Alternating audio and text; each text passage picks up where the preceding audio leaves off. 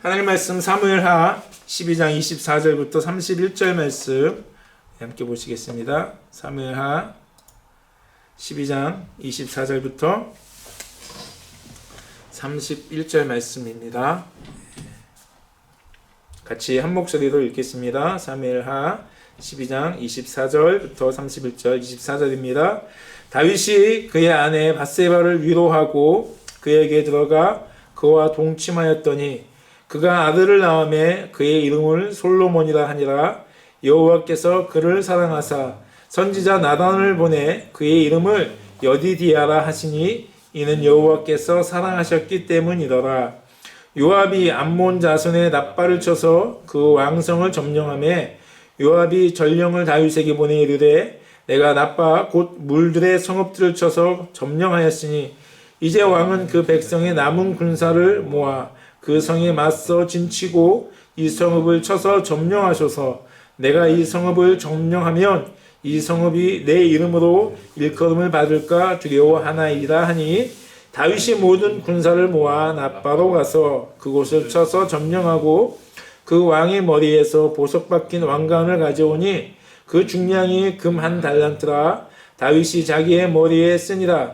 다윗이 그 성읍에서 누락한 물건을 무수히 내오고 그 안에 있는 백성들을 끌어내어 톱질과 썰애질과 철도끼질과 벽돌구이를 그들에게 하게 하니라. 암몬 자손의 모든 성읍을 이같이 하고 다윗과 모든 백성이 예루살렘으로 돌아가니라. 아멘. 예.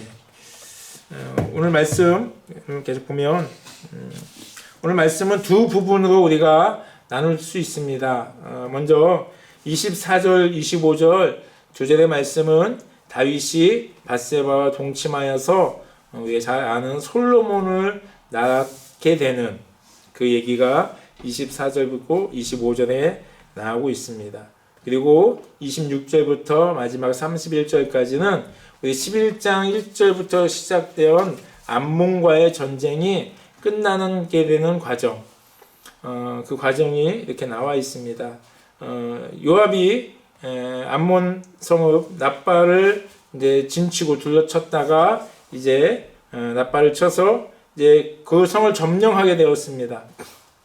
근데 완전히 점령하지 않고 요압이 완전히 다 점령을 다 했어. 이제 다 끝났어. 전쟁은 다 끝났는데 이제 완전히 정복하기 바로 전에 전령을 보내서 다윗에게 얘기합니다. 내가 이제 다 성을 점령해 놨으니까 오셔서 마지막 성읍을 치십시오. 이제 얼마 남지 않은 이제 전쟁은 다 벌써 우리가 이겼는데 마지막 이제 뒷정리를 쉽게 말하면 마지막 한 번 와서서 이제 끝내십시오. 왜냐하면 내가 여기서 전쟁을 끝낼 수도 있지만 그렇게 되면 이 납바성을 내가 정복했다는 그런 말이 나올 것 같으니까 그것이 아니라 다윗이 그 성을 점령했다라는 소리가 나올 수 있도록 다윗이 와서 치십시오.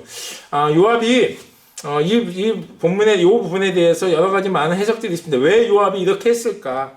왜 그냥 자기가 치지 않고 다윗에게 이렇게 그 기회를 넘겨줬을까? 왜 자기 이름으로 그 성이 점령되었다는 말을 하지 않고 다윗이 그 성을 점령하였다는 얘기를 듣게 하려 했을까 하면서 여러 가지 많은 부정적인 얘기도 있고 긍정적인 얘기도 있습니다. 근데 제가 보기에는 그냥 좋은 것 같아요. 그 당시에 어떤 문화일 수도 있고 또 자기가 군대 장관으로서 원래 우리 11장 1절에 얘기했듯이 이 전쟁은 누가 나갔어야 됩니까? 다윗이 나갔어야 되는 전쟁이잖아요. 그죠? 그래서 다윗이 나가서 왕의 이름으로 치르고 왕의 이름으로 점령해 나가야 될 성읍인데 다윗이 나오지 않았다는 것이죠. 하지만 그 마지막은 다윗으로 하여금 이 전쟁을 끝내게 하기 위해서 저는 요압이 충성심에 그렇게 다윗을 청하지 않았느냐 저는 그렇게 생각되어집니다.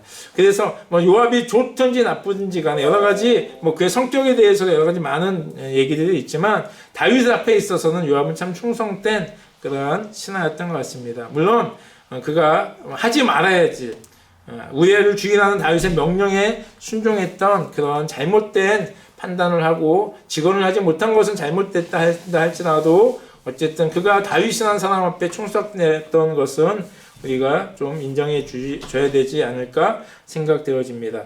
아무튼 그래서 다윗이 이제 갑니다. 가서 군사를 다 모으고 모든 백성을 모아서 이제 가서 남은 군사를 모아서 이제 그 성을 칩니다. 그리고 그 성을 점령하였어요.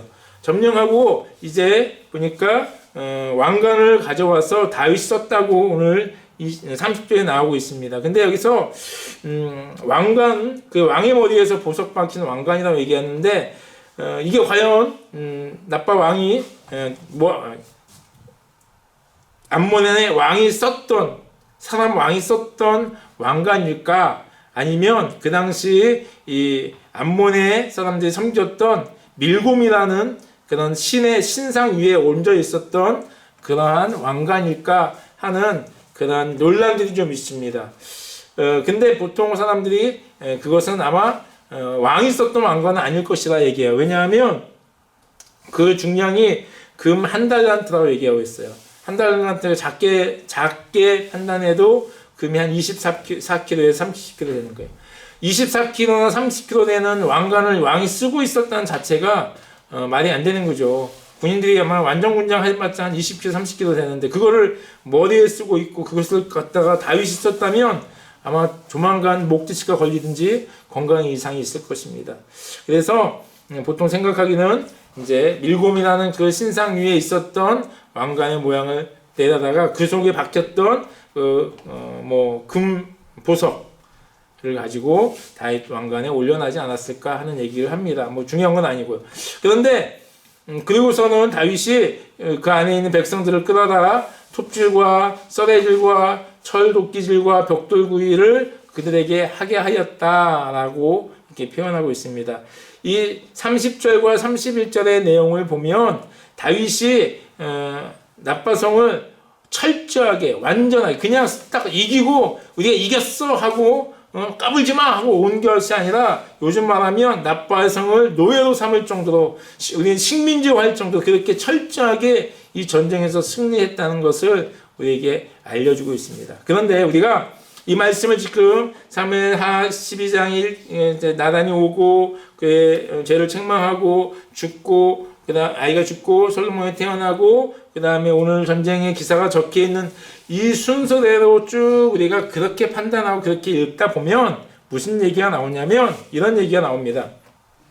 하나님께서 다윗이 죄를 졌어요. 그래서 그것을 나단 선지자를 통해서 책망하였습니다. 그 다윗이 회개했어요. 회개할 때 하나님께서 그 죄에 대한 그 징계는 남아 있어요.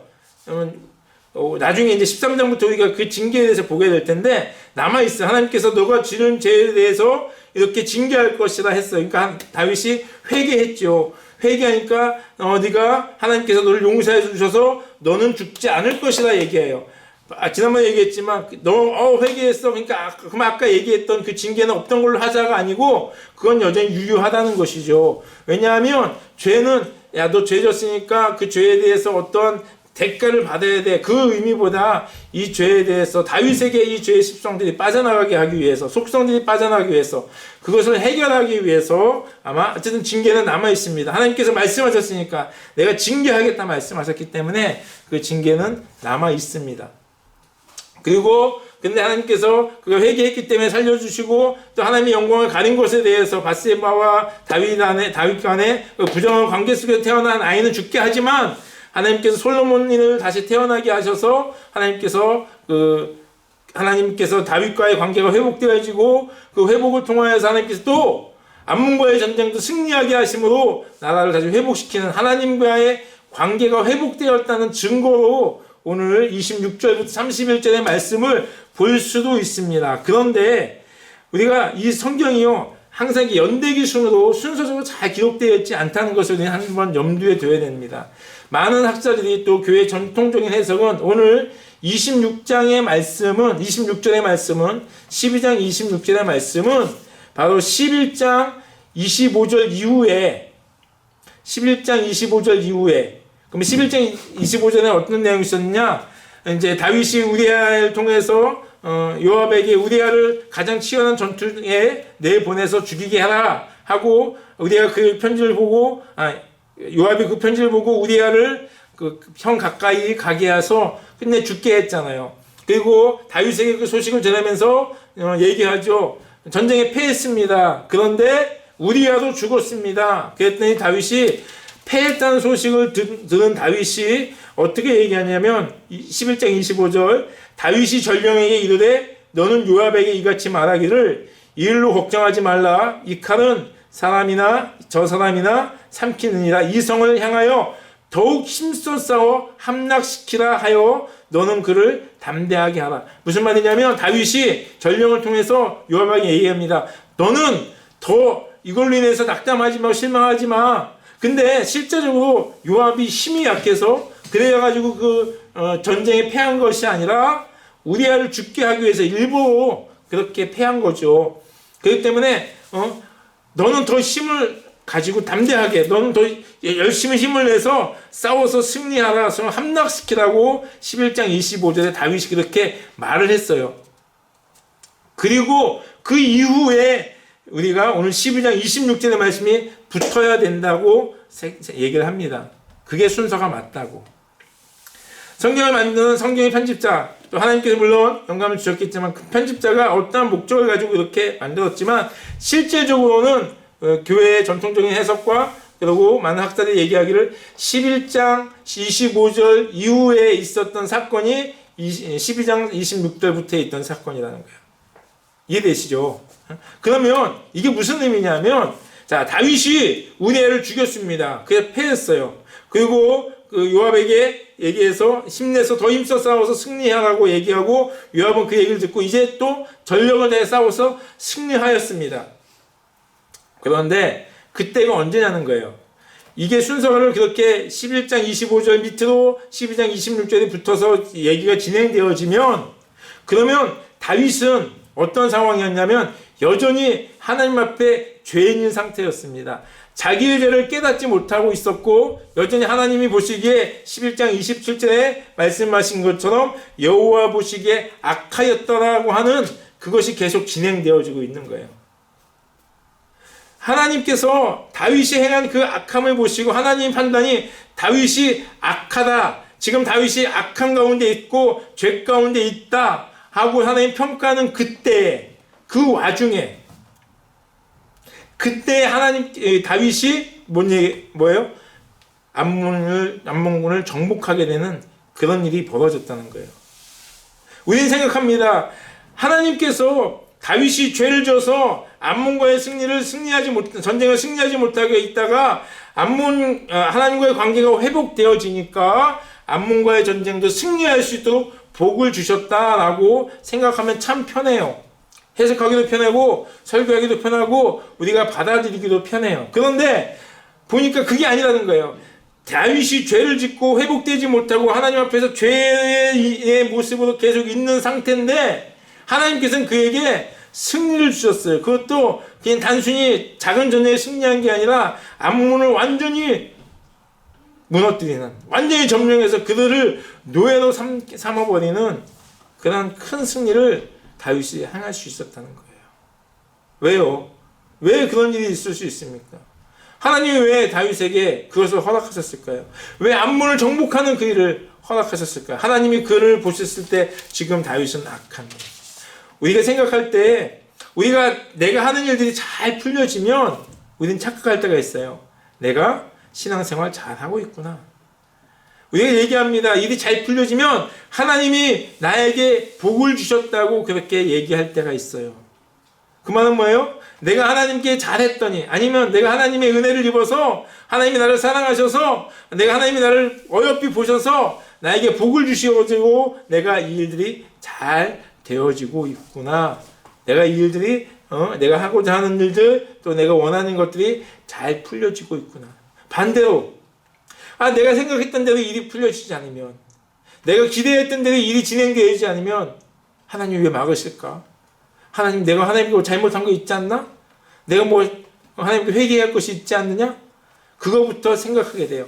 내 삶이 이루어진 현상에 따라서 나와 하나님의 관계를 생각하고 나와 하나님과의 그 관계가 어떠한가를 우리가 결정하고 판단할 때 많이 그런 생각을 합니다. 그런데 우리가 그렇게 생각하는 여러분과 저에게 오늘 이 말씀은 의외라는 거예요.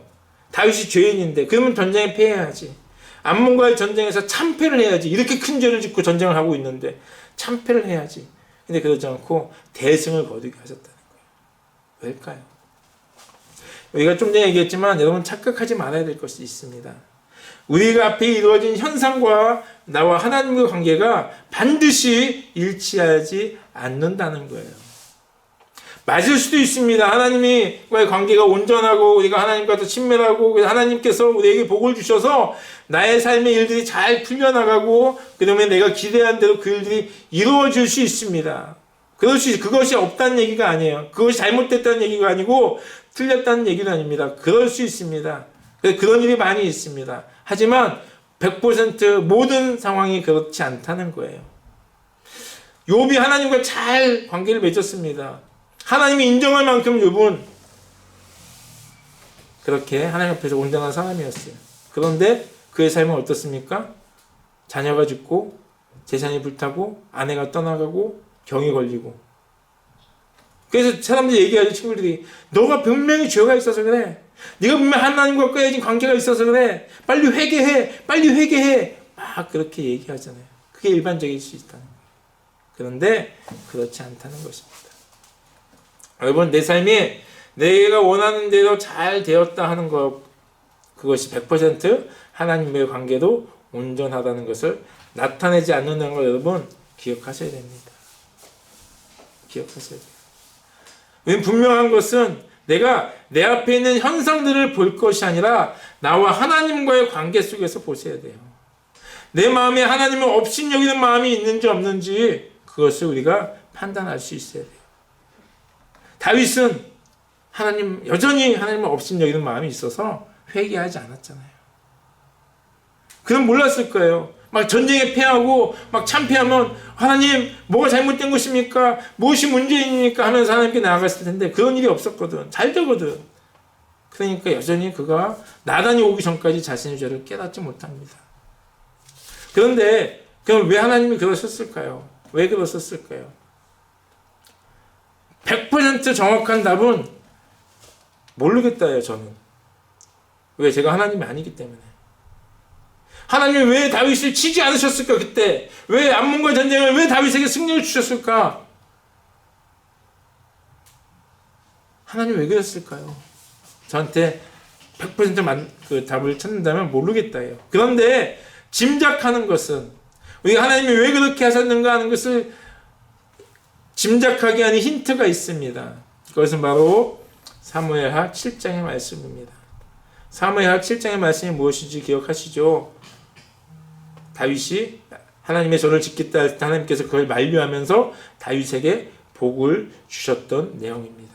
내가 너와 네 후손에게 복을 줄 건데 내가 결코 너의 그 왕권을 빼앗지 않겠다. 내가 결코 너의 집안을 멸하지 않겠다. 내가 너를 하여금 원수에게서 건져내고 원수를 물리쳐서 너를 평안하게 해주겠다. 이게 하나님의 약속의 말씀이었습니다. 이것이 하나님의 언약이었어요. 그 언약에는 지난번 살펴봤지만 네가 이렇게 하면 네가 앞으로 나한테 계속 잘하면 나도 앞으로 계속 잘해줄게. 네가 앞으로 나에게 내 마음에 합하면 내가 너한테도 계속 잘해줄게. 라는 전제가 있지 않고 그냥 하나님께서 얘기하는 거예요. 야, 네가 내 집을 짓겠다고? 필요 없어. 나는 네가 목종이었을 때 내가 너를 끌어내서 내가 너로 하여금 이 자리까지 오게 하지 않았느냐. 그렇게 말씀하고 있으면서 약속하신 거예요. 뭐입니까? 하나님의 은혜였죠. 전적인 하나님의 은혜. 다윗의 어떠함이 아니라 전적인 하나님의 은혜였습니다. 그리고 하나님은 지금 그 말씀하신, 그 약속하신 그 일을 지금 다윗에게 행하고 있는 것이에요. 다윗은 지금 승리할지 우리가 생각하기에 승리할 만한 인물이 아니에요. 왜? 죄잖아. 그 나쁜 죄를 지었는데 하나님께서 책망하시기에 또 하나님이 책망하셔도 다윗이 뭐라고 할 수 없는 그런 죄인임에도 불구하고 그런 다윗의 모습을 보면 이 승리는 합당치 않아요. 그런데 하나님께서 그를 승리 주신 이유는 약속함이 있기 때문이에요. 내가 너를 지켜주시겠다고. 하나님 전적인 은혜 가운데 약속해 주셨어요. 이것이 바로 하나님의 신실하심입니다. 신명기 7장 9절에 그런즉 너는 알라 오직 내 하나님 여호와는 하나님이시요 신실하신 하나님이시라. 우리에게 뭘 말씀하시냐면 너희는 알라. 하나님의 신실하심을 알라. 신실하신 하나님을 알라고 신명기서 기자는 우리에게 말씀하고 있습니다. 하나님은 우리가 하나님의 신실하심을 알기 원하십니다. 민수기 23장 19절에 하나님은 인생이 아니시니 시건치 아니하시고 인자가 아니시니 후회가 없으시도다. 어찌 그 말씀하신 바를 행하지 않으시며 하신 말씀을 실행치 않으시리. 하나님께서는 사람이 아니기 때문에 시건하지 않고 말에 실수하지 않으시고 또 하신 말씀에 대해서 후회하지 않고 그 말씀하신 바를 온전히 행하시겠다고 말씀하시는 것입니다. 이것이 바로 하나님의 신실하심이에요. 이것이 하나님의 성품이에요. 하나님께서 그래서 다윗에게 말씀하신 그 말씀 그대로 하나님은 지금 행하고 계셨다는 것입니다. 비록 우리가 생각하기에는 다윗이 그 말씀을 받을 만한 그렇게 승리한 그 은혜를 받을 만한 그 모습이 아님에도 불구하고 하나님은 하나님의 말씀하신 그대로 그에게 행하고 있다는 것입니다. 또 사무엘상 15장 29절에 이스라엘의 지존자는 거짓이나 변개함이 없으시니 마음이 바뀌지 않으신 내가 처음에 네 말 다윗을 보니까 내 마음을 합해서 내가 약속했는데 야 지금 보니까 너 정말 못 쓰겠네 안 하겠어 하면서 마음을 변케하지 않으신다는 것입니다. 그는 사람이 아니심으로 결코 변개치 않으심이로다. 하나님의 신실하심입니다. 이 하나님의 신실하심이 다윗으로 하여금 암몬에서부터 그를 건지시고 그에게 승리를 주시고 그로 하여금 그 은혜를 갖게 하셨습니다. 아직 여전히 그가 죄인이었을 때. 근데 이 하나님께서 이 신실한 하나님께서 여러분과 저에게 약속해 주고 계십니다. 여러분과 저에게 무엇을 약속하셨습니까? 예수 그리스도 안에서 하나님의 자녀가 된 여러분과 저에게 너에게 나의 자녀의 권세를 주겠다. 내가 너와 함께 하겠다. 내가 너에게 영원한 생명을 허락해 주겠다. 약속해 주고 있습니다. 예수 그리스도를 믿었다면 우리가 예수 그리스도를 나의 구주로 구원자로 주인으로 인정하고 섬기고 받아들이고 고백했다면 진정으로 고백했다면 하나님의 이 약속의 말씀은 우리에게 언제나 유효하다는 것입니다. 내가 비록 잘못하여도 내가 비록 좀 온전하지 못한 삶을 살아간다 할지라도 여전히 하나님은 여러분과 저를 사랑하고 계시다는 것이에요. 여전히 하나님은 여러분과 저를 지키시고 계시다는 거예요. 여전히 하나님은 여러분과 저와 함께하고 계시다는 겁니다. 내가 죄를 지었다고 해서 하나님이 멀리 떠나가시는 것이 아니에요. 왜? 약속하셨으니까. 내가 너의 아버지가 되겠다고 말씀하셨으니까. 내가 너의 하나님이 되겠다고 말씀하셨으니까. 내가 너를 지켜주시겠다고 약속해 주셨으니까. 내가 너를 영원한 생명 가운데로 인도해 주시겠다고 약속하셨으니까. 그 조건은 내 삶이 어떠함에 달려있지 않고 예수 그리스도를 나의 구주로 모셨다면, 고백했다면, 인정했다면. 이것은 결코 교회 다니는 사람한테 얘기하는 것이 아니고요. 예배에 빠지지 않고 잘 드리는 사람한테 얘기하는 것이 아닙니다. 예수 그리스도를 구주로 영접하고 믿는 사람들에게 약속하신 거예요. 그리고 이 사람, 이 고백한 사람은 비록 다윗처럼 잘못할 수 있습니다. 연약하게 잘못할 수 있지만 하나님께서 나단 선지자를 통해서 그의 죄를 깨닫게 하신 것처럼 우리가 하나님께서 우리에게 말씀을 통해서 양심을 통해서 어떤 경도를 통해서 나의 죄를 깨닫게 하셨을 때 그 죄에 대해서 회개하는 사람, 그 사람이 바로 예수 그리스도를 구주로 영접한 사람이에요. 교회 다니는 사람이 아닙니다. 예배 잘 드리고 헌금 많이 하는 사람들을 얘기하지 않습니다. 그랬을 때 여전히 하나님께서는 여러분과 저를 하나님의 자녀로 인정하고 계시다는 거예요. 잘하면 하나님의 자녀고 못하면 하나님의 자녀가 되지 않는 것이 아니고 잘하면 우리 하나님께서 앞에서 거룩하게 잘 살면 하나님께서 나와 함께하고 내가 하나님 보시기에 거룩하지 못한 삶을 살아갈 때 하나님 멀리 떠나가시는 것이 아니에요. 내가 아무리 하나님과 멀리 떠나가고 싶어도 하나님께서 나의 손을 붙잡고 어디든 나와 함께해 주고 계시다는 겁니다. 그것이 바로 하나님의 사랑이에요. 그리고 이 일이 있은 후에 하나님께서 다윗을 사랑하셔서 이 일이 있은 후에 다윗을 사랑하셔서 그 사랑은 이 일이 있을 때는 미워한 것이 아니에요. 여전히 계속해서 다윗을 사랑합니다. 근데 다윗이 죄의 문제를 해결하지 못해 깨닫지도 못해요. 그때 나단 선지자를 보내주십니다. 분명히 얘기했죠. 나단을 선지자를 통해서 다윗의 죄를 드러내고 그 죄에 책망하신 하나님의 마음은 다윗을 사랑하는 마음이에요. 다윗을 사랑하는 마음이에요. 그래서 다윗이 죄로 인해서 하나님과의 관계가 깨어지려 할 때 그를 하나님과의 관계 가운데 다시 회복시키기 위해서 다윗에게 나단 선지자를 보내십니다. 그리고 그의 죄에 대해서 징계를 말씀하십니다.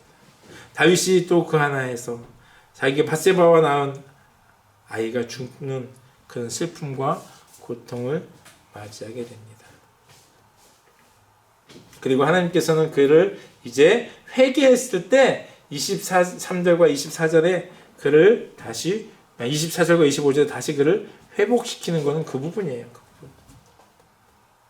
그래서 그가 밧세바와 다 동침을 하는데요. 한 가지 특이한 거는 그 전까지 밧세바에 대해서 뭐라고 성경은 계속 얘기하고 있냐면 우리아의 아내라고 얘기합니다. 우리아의 아내 밧세바, 우리아의 아내 밧세바. 그런데 오늘 24절에 다윗이 그의 아내 밧세바, 그래서 다시 여기서는 밧세바를 다윗의 아내로 표현하고 있습니다. 다윗의 아내로.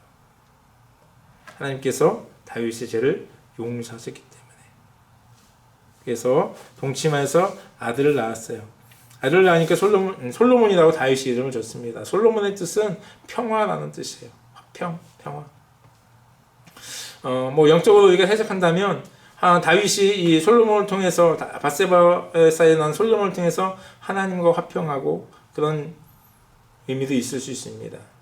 또 다윗이 정말 치열한 삶들을 살아나가고 있는 다윗에게 이제는 좀 평안한 삶이 찾아오고 자기의 후손인 솔로몬에게는 평안함을 기원하는 마음에서 그렇게 지었을 수도 있습니다. 근데 또 나단이 찾아옵니다. 12장 처음에 나단이 찾아올 때는 왜 찾아오셨습니까? 하나님이 다윗을 사랑하셔서 그의 죄를 책망하기 위해서, 깨닫게 하기 위해서 나단 선지자를 보내십니다. 근데 이번에 또 하나님께서 나단 선지자를 다윗에게 보내십니다. 제가 다윗의 입장이라면 나단 선지자가 찾아오면 막 깜짝 놀랄 것 같아요. 또 왜 오셨지? 또 무슨 또 잘못을 내가 했나? 내가 또 하나님의 문 죄를 졌나? 하면서 막 나단 선지자에 대한 트라우마가 생길지 모르겠어요. 한번 그런 일이 있기 때문에 내가 또 하나님께 뭔 잘못, 내가 아직 깨닫지 못한 뭔 또 죄가 있나? 그러세요. 혹시 또 솔로몬에게 무슨 일이 있지 않을까? 근데 나단 선지자를 보내십니다. 근데 24절에 보니까 여호와께서 그를 사랑하셨다는 얘기 먼저 전제되어 있어요. 솔로몬을 사랑하셔서, 다윗을 사랑하셔서 나단 선지자를 보내십니다. 그리고서는 뭘 얘기하냐면 25절에 이 솔로몬의 이름을 하나님이 지어주세요. 바로 여디디아라 이렇게 지어줍니다. 그 이유는 여호와께서 사랑하셨기 때문입니다. 이 여디디아라는 이름의 뜻이 여호와께 사랑받는 자라는 뜻이에요. 여호와께 사랑받는 자. 하나님께서 그 솔로몬, 밧세바와 그 전에 낳았던 밧세바와 다윗 사이에 낳은 자녀는 이름도 밝혀지지 않지만 그 자녀는 하나님의 영광을 가리는 자였어요.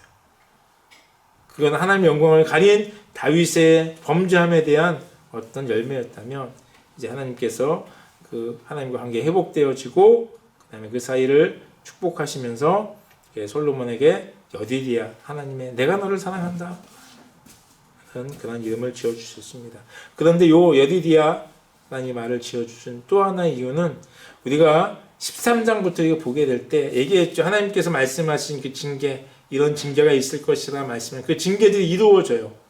이제 하나님의 징계가 본격적인 그 죄에 대한 징계가 그의 삶 가운데 계속되어집니다. 그런데 다윗이 그 징계를 받으면서 뭐 압살롬의 반란, 뭐 그 가족 그 형제들 간의 그런 잘못된 그런 성폭력들, 또 살인들, 또 그런 모든 일들이 계속 벌어지는 그 사이에 다윗이 그때 누굴 볼까요? 솔로몬을 보죠. 솔로몬을 볼 때마다 뭘 생각할까요? 여디디아, 하나님의 사랑을 그가 깨닫게 됩니다. 계속해서 환난과 어려움과 고난과 위기와 고통 속에서 오늘 하나님께서 그의 삶 속에 솔로몬을 보내주시고 그에게 이름을 지어주는데 여디디아, 내가 너를 사랑한다 라는 말씀을 그에게 심어주는 것이. 그래서 그가 13장부터 시작되어질 그 하나님의 징계의 고통과 고난 속에서도 여디디아, 하나님의 사랑받는 자, 내가 어느 곳에 있어도, 내가 어느 상황에 있어도, 내가 지금 하나님의 징계 가운데 이 어려움을 당하고 있음에도 불구하고 하나님은 여전히 나를 사랑하고 계시고 나는 여전히 하나님의 사랑받는 자라는 것을 말씀해 주고 있는 줄 믿습니다. 여러분, 우리가 기억하시기 원합니다. 하나님은 신실하신 분이십니다. 하나님의 신실하심이 바로 여러분과 저를 지금도 감싸고 있습니다. 약속하신 것을 변치 않으세요. 그것이 때로는 내 안에 고통일 수 있고 때로는 그것이 나에게 큰 기쁨일 수 있습니다. 하지만 중요한 것은 내가 당하는 현실 가운데 어렵고 힘듦이 있든지 또 기쁘고 좋은 일들이 벌어진든지 관계없이 예수 그리스도 안에서 하나님의 자녀가 된 여러분과 저는 여전히 오늘도 여디디아, 하나님의 사랑받는 자임을 기억하시기 바랍니다. 그리고 하나님께서는 오늘도 여러분과 저에게 말씀하신 그 약속의 말씀들을 이루고 계심을 기억하시기 바랍니다. 변하지 않으세요. 기억하고 계시고 그 일들을 반드시 이루어 가실 것이며 하나님께서 말씀하신 것, 내가 너의 아버지가 되겠다고, 너는 나의 자녀가 될 것이라고, 내가 너를 사랑한다고, 내가 너를 복주겠다고, 내가 너를 구원하겠다고, 내가 너와 함께 동행하시겠다고 하신 그 하나님의 약속의 말씀을 우리가 기억하며 늘 하나님과 함께 승리하며 그 사랑을 누리며 감사하며 사시는 소풍 가족들 되기를 주의 이름으로 축복합니다. 기도하겠습니다.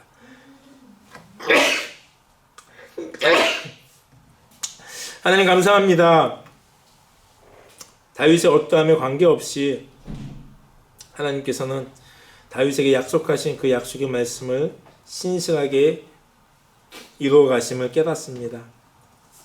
때는 하나님, 우리가 다윗보다 더 부족하고 더 연약한 모습을 보일 때도 있지만 그럼에도 불구하고 여전히 하나님은 신실하심 가운데 우리를 자녀로 인정하시고 또 자녀의 권세를 주시며 우리의 구원을 베푸시며 함께 해주시며 하루하루 주의 은혜 가운데 우리가 살아갈 수 있도록 행하심들을 저희가 믿을 수 있도록 하나님 도와주십시오.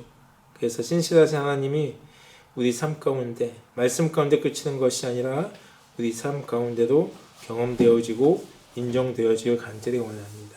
또한 하나님, 우리의 앞에 일들이 잘 풀리고 안 풀리고가 아니라 내가 늘 하나님 앞에 나의 삶이 어떠한가, 내 마음에 하나님에 대한 마음이 어떠한가를 우리로 하여금 보게 하시고 그리고 하나님을 경외하며 경배하며 높여드리며 주의 영광을 위해서 살아가는 저희 소풍의 가족들 될 수 있도록 하나님 도와주시고 늘 하나님의 주시는 그 구원의 감격과 기쁨을 누리며 살아가는 저희 모든 소풍 식구를 낼 수 있도록 인도해 주시옵소서. 하나님 감사합니다.